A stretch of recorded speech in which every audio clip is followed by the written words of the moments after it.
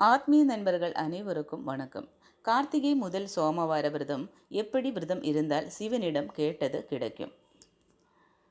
கார்த்திகை மாதத்தில் வரும் சோமவாரத்திற்கு தனி சிறப்புண்டு.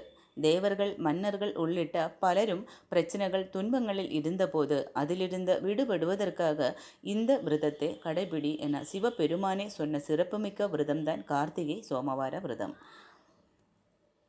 கார்த்திகை சோமவார விரதத்தை எப்படி கடைபிடிக்க வேண்டும், எப்படி வழிபாடு செய்ய வேண்டும், எந்த நேரத்தில் எந்த முறையில் விரதத்தை நிறைவு செய்ய வேண்டும், கார்த்திகை சோமவார விரதம் கடைபிடித்தால் என்ன பலன் கிடைக்கும் என்பதை வாங்க தெரிந்து கொள்ளலாம்.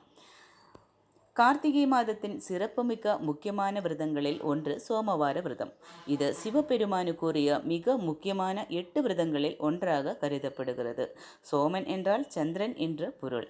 கார்த்திகை மாதத்தில் வரும் திங்கள் கிழமைகளில் சிவபெருமானை வழிபட்டுதான் சந்திர பகவான் தன்னுடைய சாபம் நீங்க பெற்றதாக சொல்லப்படுகிறது. அதனால் சந்திரனுக்குரிய திங்கள் கிழமையே சோமவார என கூறப்படுகிறோம். சிலர் வருடம் முழுவதிலும் வரும் திங்கள் கிழமைகளில் விரதம் இருந்து சிவபெருமானை வழிபடுவார்கள். மற்ற மாதங்களில் வரும் திங்கள் கிழமையை விட கார்த்திகை மாதத்தில் வரும் சோமவாரத்தில் சிவபெருமானுக்கு விரதம் இருந்து வழிபடுவது அளவில்லாத பலன்களை தரக்கூடியதாகும். பொதுவாக ஏதாவது ஒரு கோரிக்கை நிறைவேற வேண்டும் என்பதற்காக தான் வேண்டிக்கொண்டு விரதம் இருப்போம்.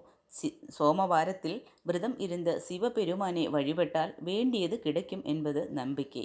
ஆனால் கார்த்திகை மாத சோமவாரத்தில் விரதம் இருந்தால் நம் சிவபெருமானிடம் வேண்டிக்கொண்ட விஷயம் மட்டுமல்ல, நமக்கு இதெல்லாம் நடக்குமா என ஏக்கம், சந்தேகத்துடன் நீங்களே நம்பிக்கை இழந்த விஷயம் கூட நடக்கும். அப்படிப்பட்ட அற்புத பலன்களை தரக்கூடியது இந்த கார்த்திகை சோமவார விரதம். குழந்தை, திருமணம், நோய் தீர வேண்டும், துன்பங்கள் விலக வேண்டும் என என்ன கோரிக்கை நிறைவேற வேண்டும் என வேண்டிக்கொண்டு விரதம் இருக்கிறோமோ அது அப்படியே நடக்கும். இந்த ஆண்டு கார்த்திகை மாதம் 5 சோமவாரங்கள் வருகிறது. பொதுவாக ஒரு மாதத்தில் 4 வாரங்கள் தான் வரும். ஆனால் கார்த்திகை சோமவாரத்திற்கு மட்டும் மார்கழி மாதத்தில் வரும் முதல் திங்கட்கிழமையும் கணக்கில் எடுத்துக்கொள்வார்கள். 5 என்பது சிவபெருமானுக்குரிய எண்ணாகும். பஞ்சபூதங்களின் வடிவமாகவும் பஞ்சாட்சரனாக இருக்கக்கூடியவர் சிவபெருமான் என்பதால் அவருக்கு 5 வாரங்கள் விரதம் இருந்து வழிபட வேண்டும். இந்த ஆண்டு முதல் கார்த்திகை சோமவாரம் நவம்பர் 18ஆம் தேதி வருகிறது. 2வது சோமவாரம் நவம்பர் 25ஆம் தேதியும், 3வது சோமவாரம் டிசம்பர் 2ஆம் தேதியும், 4வது சோமவாரம் டிசம்பர் 9ஆம் தேதியும், கடைசி சோமவாரம் டிசம்பர் 16ஆம் தேதி, அதாவது மார்கழி முதல் தேதி அன்று வருகிறது.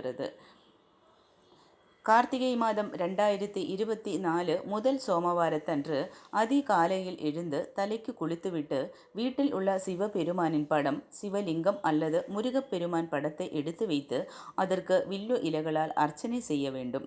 கார்த்திகை சோமவாரத்தன்று வில்லுத்தாள் சிவனுக்கும் முருகப்பெருமானுக்கும் அர்ச்சனை செய்தால் கோடி மலர்களை கொண்டு அர்ச்சனை செய்து வழிபட்ட பலன் கிடைக்கும்.